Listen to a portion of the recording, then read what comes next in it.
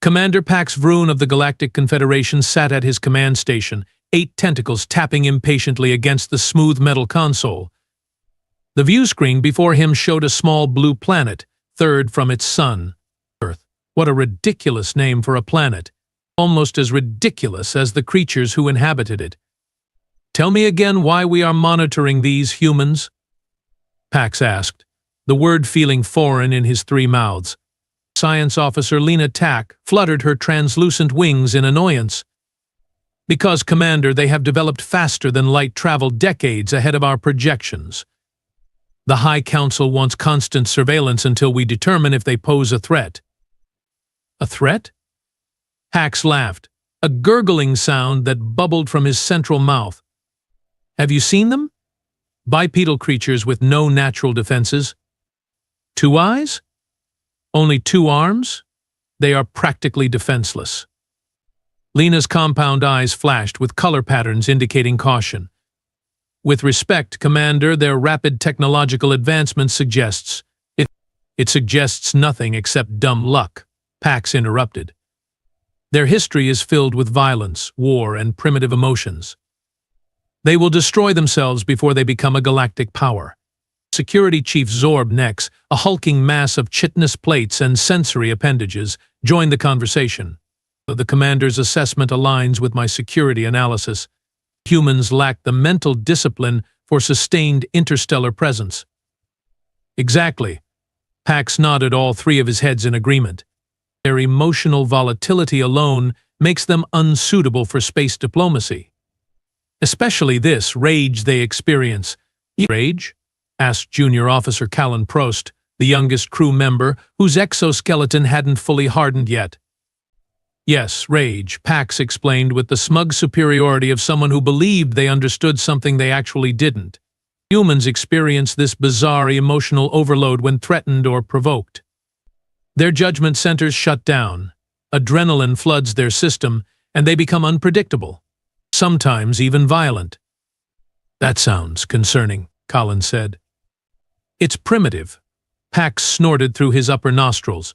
"Advanced species like ours evolved beyond such emotions millennia ago. We make decisions based on logic and reason, not chemical surges and primal instincts." Lena's wings fluttered again, this time with disagreement. "I have studied human history extensively, Commander. Their emotional responses, while different from our own, shouldn't be dismissed. Rage has driven many of their greatest achievements." "Like what? More efficient ways to kill each other?" Pax laughed again. "No, Commander. Like revolutions against oppression, medical breakthroughs after losing loved ones, technological innovations born from frustration with limitations."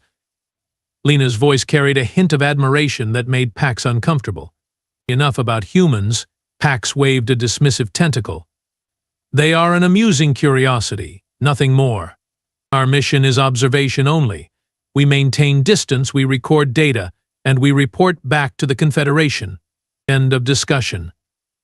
The bridge fell silent except for the soft hum of equipment. Pax felt satisfied. His crew needed reminding that humans were simply another primitive species to catalog, study, and ultimately ignore. How wrong he was. Captain Ilara Ward of the Earth vessel Thunderchild sat in her command chair, fingers drumming against the armrest. The holographic display showed a small, purple-tinged planet that reminded her of an oversized plum. Nexus Prime, home to one of the Galactic Confederation's most advanced civilizations. "They are still following us, aren't they?" she asked without looking away from the display. Lieutenant Jamie Vasquez nodded. "Yes, Captain. The Confederation vessel has maintained pursuit since we left Earth space. They are keeping their distance, but they are definitely tracking us." "Let them watch," Ilara said with a smile that didn't reach her eyes. "I'm sure Commander Pax Vroon is having the time of his 3-headed life studying the primitive humans." Commander Alex Tanner, her first officer, raised an eyebrow. "You know the commander's name?" "I know everything about that ship, Alex. The Confederation thinks they are the only ones with surveillance capabilities." Ilara tapped her temple. "While they have been studying us, we have been studying them right back." And what have we learned? Alex asked. That the Varunians are arrogant, dismissive, and dangerously underestimate humanity, Elara replied, which works entirely to our advantage. Chief Engineer Marco Ortega looked up from his console. Captain, we are approaching the Nexus system boundary. The distress beacon signal is getting stronger. All hands to battle stations, Elara ordered, her voice calm but commanding. Weapons systems on standby. Let's find out who's attacking our new allies. The Thunderchild sliced through space, a sleek predator with its teeth hidden. Behind it, the Confederation vessel followed at what its commander considered a safe distance. Neither ship knew they were heading into a storm that would change the galactic order forever. 3 days earlier, Ambassador Prologue had been enjoying a peaceful evening in the diplomatic quarter of Nexus Prime's capital city. The twin suns had set, casting the city in the purple twilight that humans found so enchanting. As the Nexian ambassador to Earth, Trell had come to appreciate many human customs, including their concept of happy hour. He was sipping a synthahol cocktail meant to replicate something called a margarita when his communication device chimed with the highest priority alert. Ambassador Vox, the voice of Premier Sally Krex, came through, tight with tension. We have received a disturbing transmission from deep space.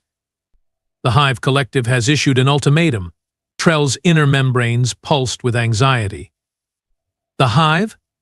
They have been dormant for decades. Not anymore, Sally replied grimly. They demand we surrender our outer colonies or face extinction. They have already destroyed our research outpost on Nexus IV. That's madness. The Confederation Peace Treaty. The Confederation, Sally interrupted, has declared this an internal border dispute and refused intervention. Trell felt his 3 hearts sink. They are abandoning us? Worse, they have prohibited any member species from providing aid, including humans. Silence hung between them as the implications settled in Trell's mind. What do we do? He finally asked. That's why I'm contacting you, Ambassador. The Council believes our only hope may lie with Earth. But if the Confederation has forbidden... Yes, officially Earth cannot help us, Sally agreed.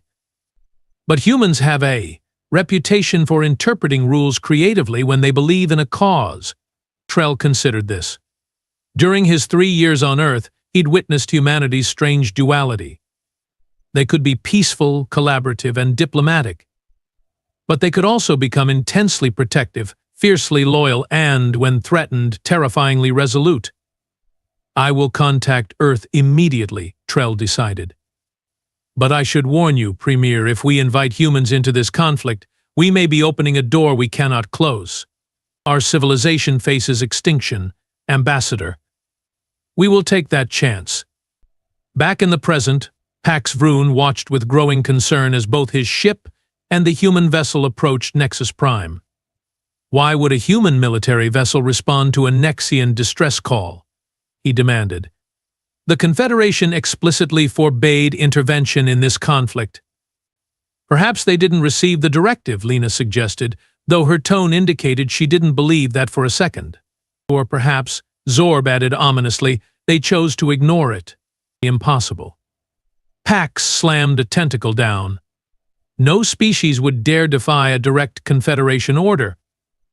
As if in answer to his outburst, the view screen lit up with energy signatures as the human ship activated its weapons systems. Commander. Colin called out, his young voice cracking with alarm.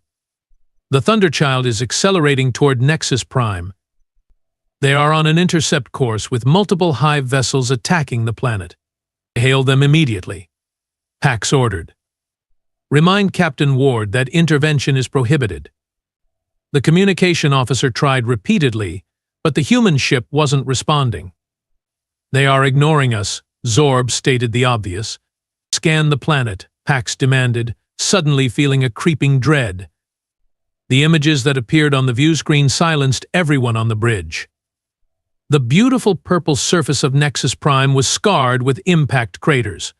Cities burned. Orbital platforms fell from the sky like dying stars. The Hive isn't just attacking, Lena whispered in horror. They are exterminating. Pax felt his conviction waver. The Confederation had classified this as a border dispute, an internal matter between the Nexians and the Hive. But this was genocide. Commander, Callan's voice was barely audible. The Thunderchild is engaging the Hive vessels. They are broadcasting on all frequencies. Let us hear it, Pax ordered. Captain Alara Ward's voice filled the bridge, cold and hard as steel. Attention, Hive vessels. This is Captain Ward of the Earthship Thunderchild. You are committing acts of genocide against our allies. Stand down immediately or be destroyed.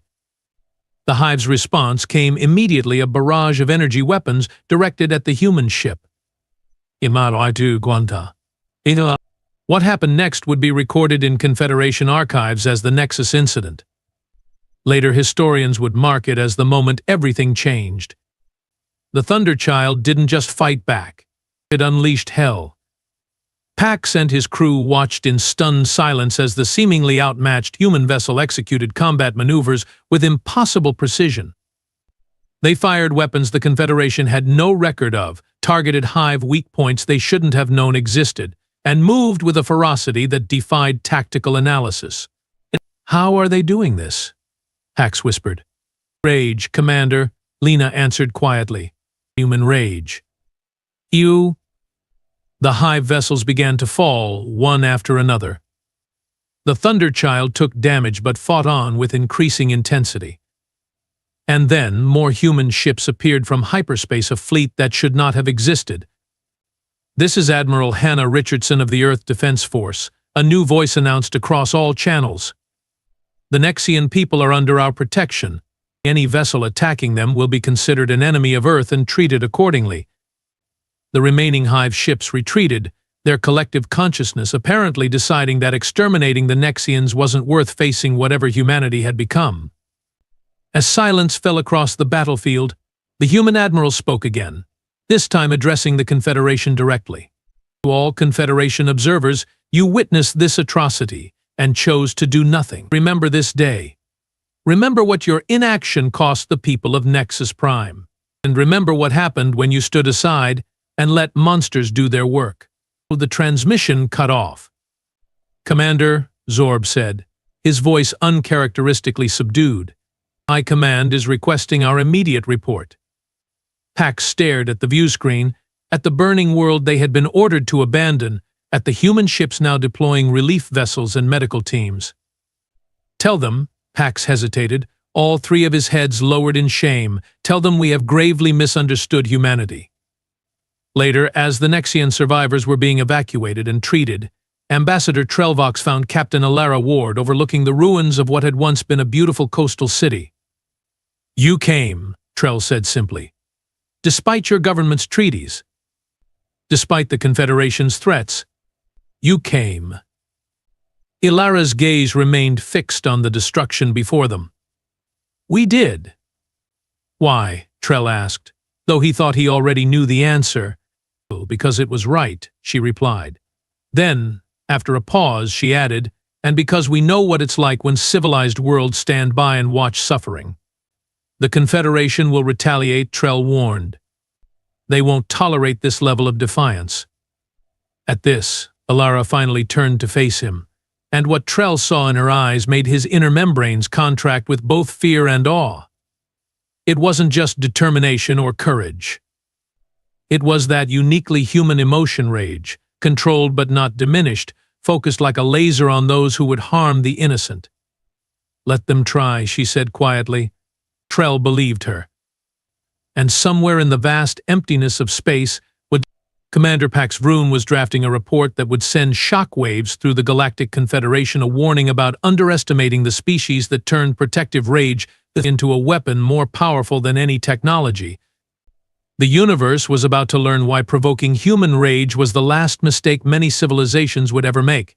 6 months after the Nexus incident, Commander Pax Vroon stood before the Galactic Confederation High Council.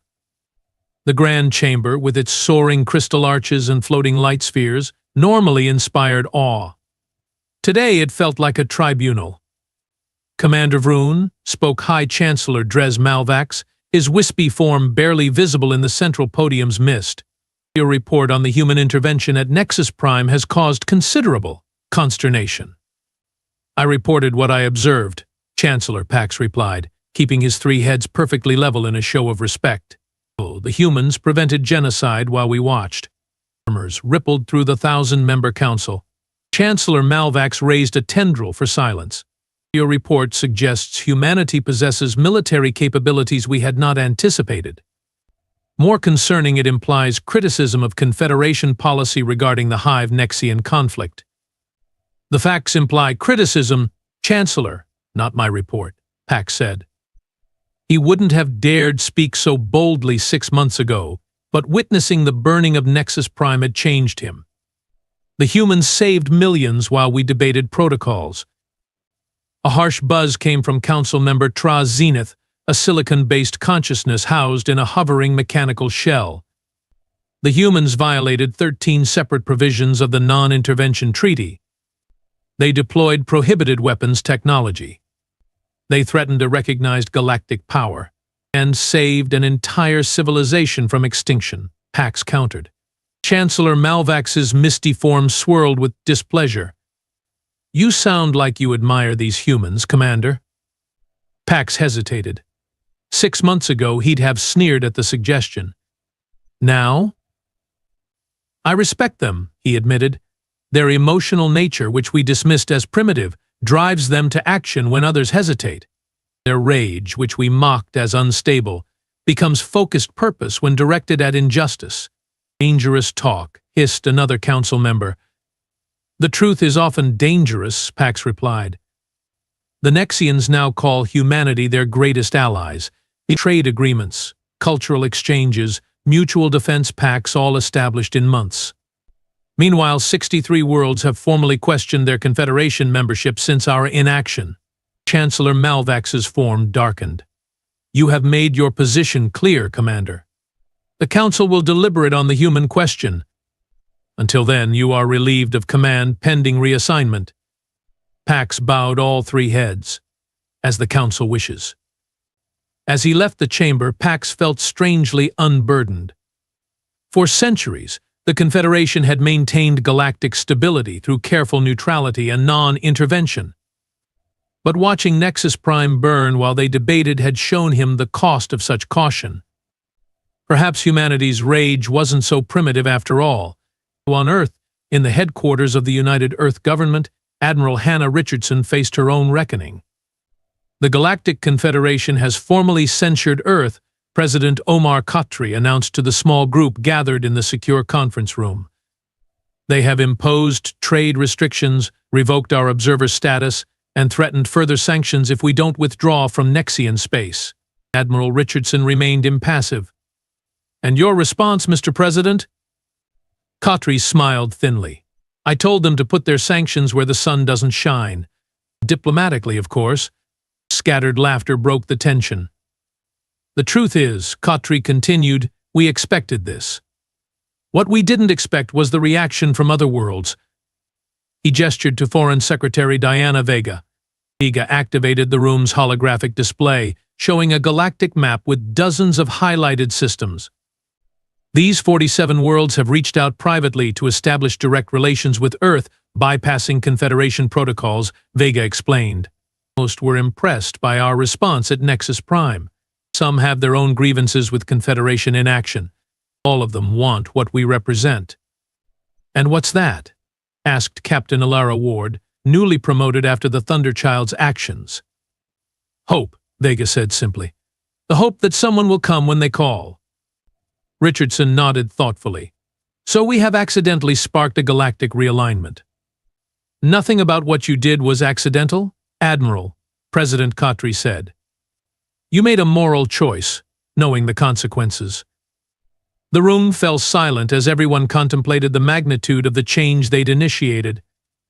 There's something else. Intelligence Director Felix Maddox broke the silence. Our sources inside the Confederation report unusual movement from the Hive Collective. They are mobilizing on a scale we haven't seen before. Retaliation for Nexus Prime? Ward suggested. No, Maddox shook his head. Something bigger. They are preparing for full-scale war. Against us? Richardson asked. Against the Confederation itself, Maddox clarified. The Hive views the Nexus incident differently than we do. They don't see it as humanity defending the innocent. They see it as proof that the Confederation is weak and fractured. And a fractured Confederation means opportunity, Khatri concluded grimly. Exactly, Mr. President. The Hive has been contained for centuries by the threat of unified Confederation response. Now that unity is in question. Richardson leaned forward. So the Hive is planning to attack the Confederation, potentially triggering an interstellar war, because we exposed a weakness in the system? That's the intelligence assessment, Maddox confirmed. Then we need to warn them, Ward said immediately. We have tried, Vega sighed. They have rejected all communication attempts since the sanctions were announced. President Khatri looked around the table. Options? Richardson exchanged glances with Ward before speaking. Mr. President, if the Confederation won't listen to our warnings, perhaps they will listen to our actions. Again. What are you proposing, Admiral? The Hive respects only strength. Let's show them some. Former Commander Pax Vroon, now relegated to a minor administrative post on the Confederation capital world of Harmonium, was analyzing trade reports when the alarms began. The emergency broadcast system activated across the planet. Attention all citizens. This is not a drill. Hive collective warships have entered the Harmonium system. Proceed to designated shelter areas immediately. Repeat, this is not a drill. Pax felt his 3 hearts nearly stop. The Hive, attacking Harmonium itself? Impossible. The Confederation capital was the most heavily defended world in the galaxy. He rushed to the nearest public view screen, joining hundreds of other stunned Confederation citizens watching as the orbital defense grid activated. The sky above Harmonium lit up with energy weapons and defensive arrays. How many ships? Someone asked. Reports say over 500. Another replied, voice trembling. Pax felt ice in his veins. The entire Confederation fleet numbered less than 400 vessels. If the reports were accurate, Harmonium was doomed. Why would they do this? A young Trelaxian wondered aloud, her luminescent skin pulsing with fear. The Confederation has never directly threatened the Hive. Because they can, Pax answered bitterly. Because after Nexus Prime, they know we won't fight for others, so perhaps we won't even fight for ourselves. The first explosions lit up the sky as Hive ships broke through the outer defenses. Buildings shook. The crowd began to panic. Pax found himself herding people toward shelter entrances, using his authority as a former commander to maintain some semblance of order. But he knew it was futile. The Hive didn't take prisoners. They consumed worlds, stripped them of resources, and moved on. Harmonium's billions would be reduced to ash and memory. As the bombardment intensified, Pax looked to the sky one last time, expecting to see the distinctive black and yellow hulls of Hive destroyers descending through the atmosphere. Instead, he saw something impossible. Human ships. Dozens of them. Then hundreds. They emerged from hyperspace in perfect formation, directly between Harmonium and the Hive Armada. Leading them was a vessel Pax recognized immediately, the Thunderchild. The public communication channels suddenly activated with a message broadcast planet-wide. Attention, citizens of Harmonium. This is Captain Alara Ward of the Earth Defense Force. We have detected an unprovoked Hive attack on your world as signatories to the Galactic Peace Accords. We are responding to this act of aggression. Please remain in your shelters until the situation is resolved. A different voice cut in Admiral Richardson, Pax guessed from his intelligence briefings. Attention, Hive collective vessels. Your unprovoked attack on Harmonium constitutes an act of war against a peaceful civilization. You will power down your weapons and withdraw immediately, or you will be destroyed. You have 3 minutes to comply. The crowd around Pax had fallen completely silent, staring at the view screen in disbelief. Humans coming to the defense of the very Confederation that had sanctioned them. Why would they help us? the young Trelaxian asked, echoing everyone's thoughts. After how the council treated them, Pax found himself smiling with all three mouths. Because that's what humans do. They protect, even those who don't deserve protection. The 3-minute deadline passed. The hive response came in the form of concentrated weapons fire directed at the human fleet. What followed defied explanation by conventional Confederation military theory. The human vessels moved with synchronized precision that suggested either an impossible level of coordination or a battle plan so comprehensive it had anticipated every hive maneuver. "Look at them," breathed a retired Confederation military officer standing near Pax. "They are not just fighting. They are dancing." It was an apt description. The Earth ships seemed to flow around hive energy bursts, strike at critical junction points, and protect each other with interlocking defense screens. For every human vessel disabled, 5 hive ships fell. "How is this possible?" someone asked. "The hive outnumber them. Numbers mean little against skill and righteous fury," Pax replied, watching in awe as Captain Ward's Thunderchild carved through the hive formation. "The humans aren't just fighting with technology. They are fighting with conviction." The battle lasted just under 4 hours. When it ended, the remaining hive vessels fled into hyperspace, leaving behind a debris field of destroyed ships and a stunned Confederation capital. As emergency services began assessing damage, a new message came across all channels. This time it was President Omar Khatri of Earth, people of Harmonium, and all citizens of the Galactic Confederation. "Today humanity stood with you against aggression and destruction. We did so not because of treaties or political advantage, but because it was right. The Hive Collective believed the Confederation was weak and divided after Nexus Prime. Today we proved otherwise." He paused, and Pax could feel the weight of what would come next. But make no mistake, the threat has not passed. The Hive will return, stronger and more determined. They will target other worlds, testing for weakness. And when they do, humanity will again make a choice. Today, we chose to help despite your rejection. Tomorrow? That depends on what kind of galaxy you wish to build. The message ended, leaving the crowd in thoughtful silence. What did he mean? The young Trelaxian asked Pax. About what kind of galaxy we wish to build. Pax looked at the sky, where human vessels now worked alongside Confederation emergency ships to rescue stranded citizens and repair orbital platforms. He meant that the old way, the Confederation way of maintaining peace through non-intervention, has failed. The Hive attacked because they believed we wouldn't fight. And they were right. We wouldn't have fought. But the humans fought for us, she said, wonderment in her voice. Yes, Pax nodded all 3 heads. That's the galaxy they want to build. One where the strong protect the vulnerable, not out of self-interest, but because it's right. Is that possible? She asked. I don't know, Pax admitted. But after today, I believe it's worth trying. 3 weeks later, Pax Vroon stood again before the Confederation High Council. This time, he wasn't alone. Beside him stood Captain Alara Ward, Ambassador Trelvox of Nexus Prime, and representatives from 27 worlds that had formally requested new treaties with both Earth and the Confederation. Chancellor Malvax seemed diminished somehow, his misty form less imposing after the attack on Harmonium. The Council has reviewed the events at Harmonium, Malvax began, along with the formal petition before us. While the human intervention was unauthorized, we acknowledge that without it, Harmonium would have fallen. Murmurs of agreement rippled through the chamber. Therefore, all sanctions against Earth are hereby lifted. Observer status is restored. The Council extends its formal gratitude to the Earth Defense Force for their assistance. Captain Ward stepped forward. With respect, Chancellor, gratitude is insufficient.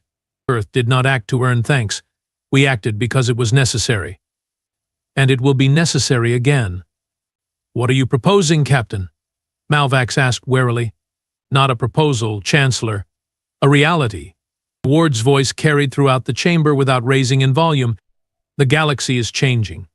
The Hive Collective has shown they will exploit any weakness. The Nexians nearly perished because of our divisions. Harmonium nearly fell for the same reason. She gestured to the representatives standing with her. These worlds understand what humanity has been saying. The old system of careful neutrality and non-intervention protects no one. It only delays the inevitable confrontation with forces that respect nothing but strength and unity. But Ambassador Vox stepped forward. The Nexian people lost half our population because the Confederation debated while our world burned. Never again. We stand with humanity and their vision of mutual defense and active protection. One by one, the other representatives voiced similar sentiments. The council listened in stunned silence. Chancellor Malvax's form swirled with agitation. "What exactly are you asking of the Confederation?" Pax spoke then, surprising himself with his boldness. "Not asking, Chancellor. Telling. These worlds, along with Earth, are forming a new alliance, one committed to active defense of all peaceful civilizations. You can join us, or you can continue your policy of neutrality.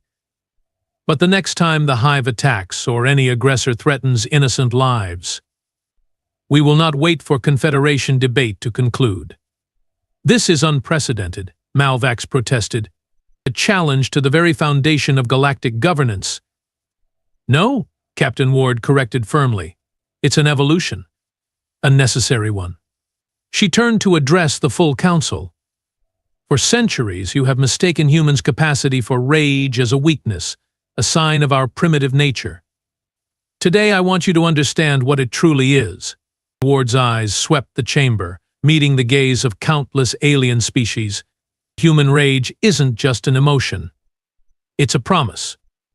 When we see injustice, when we witness suffering that could be prevented, something awakens in us, something ancient and powerful. Our ancestors called it righteous fury, the fire that burns when the strong prey upon the weak, the flame that consumes hesitation and fear.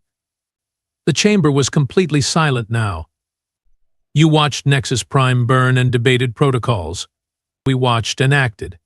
You faced the Hive at Harmonium and prepared to surrender. We faced them and showed them the cost of aggression. She stepped forward, her voice now carrying an edge that made even Pax's triple spine straighten. The Confederation has kept peace through caution and compromise. That era is ending. The Hive and others like them respect only one thing, the absolute certainty that aggression will be met with overwhelming force. Humanity brings that certainty. Our rage, our unwillingness to stand by while innocents suffer, is not a diplomatic inconvenience to be managed. It is a weapon more powerful than any technology. Ward paused, letting her words sink in. Join us or don't. But know this, the next world that burns will not burn alone. Humanity will stand with them. And may whatever gods the aggressors worship have mercy on them, because we will not. As Captain Ward finished speaking, Pax noticed something remarkable. The council members, beings who had evolved beyond emotional displays eons ago, were showing signs of being moved. Some leaned forward in interest. Others communicated rapidly with their delegations. Chancellor Malvax's misty form had stabilized, taking on a more defined shape than Pax had ever seen. "Captain Ward," Malvax said, his voice different somehow, "the Confederation has existed for 50,000 years. Change does not come easily to such an ancient institution." Ward nodded, preparing for rejection. But Malvax continued, surprising everyone. "Perhaps it is time for change." The Chancellor turned to address the full council. "The humans have shown us something we had forgotten. Sometimes, peace requires not just patience and diplomacy, but conviction and action. The willingness to fight for others, not just for ourselves." He faced Ward again. "The Confederation will need time to adjust its policies. Our ways are deeply ingrained. But we would be honored to work with Earth and your alliance to create a new framework for galactic security." Max could hardly believe what he was hearing. The Confederation actually admitting it needed to change. As the session concluded and the various representatives filed out, Pax found himself walking beside Captain Ward. "That was unexpected," he admitted. "The Council never changes course so dramatically." Ward smiled. Having your capital almost destroyed tends to clarify priorities. But you knew they would agree, Pax realized. You counted on the attack on Harmonium to change minds where words had failed. We hoped, Ward corrected. We didn't start this, Commander. The Hive did when they attacked Nexus Prime. We simply made sure their aggression had consequences. They reached the grand entrance of the council chamber, where Ambassador Vox waited with Admiral Richardson. What happens now? Pax asked. Admiral Richardson looked out at the Harmonium skyline, still showing scars from the Hive attack. Now the real work begins. Building an alliance that protects rather than merely observes. Teaching others that standing by while worlds burn is no longer acceptable. It won't be easy, Pax cautioned. Many in the Confederation still believe non-intervention is the safest policy. Nothing worth doing is ever easy, Commander, Ward replied. But as we like to say on Earth, the only thing necessary for evil to triumph is for good people to do nothing. Pax considered this a profound philosophy. More than philosophy, Richardson said. It's a commitment. As they parted ways, Pax Vroon found himself reflecting on everything he'd learned about humans in the past 6 months. He had been so wrong about them, so dismissive of their emotional nature, particularly their capacity for rage. Now he understood. Human rage wasn't a primitive response to be mocked. It was a force of nature to be respected, a promise that injustice would not stand unchallenged, a declaration that some things were worth fighting for, even dying for. It had taken the burning of worlds for the galaxy to understand this truth about humanity. But as the saying went, better late than never. The universe would never be the same again. And that, Pax decided with all 3 of his heads, was probably for the best.